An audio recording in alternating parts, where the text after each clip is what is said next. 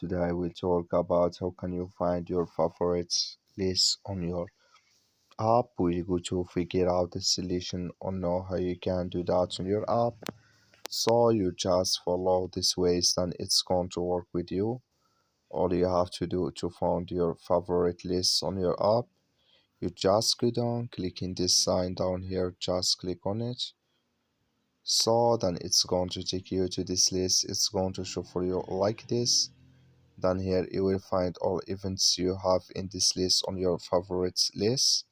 I have only this event like you see here, but if you have a lot, can you find it in this list?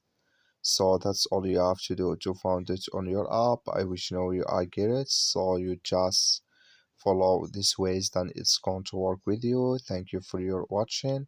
Don't forget to support us by liking, subscribe. So thank you for your watching.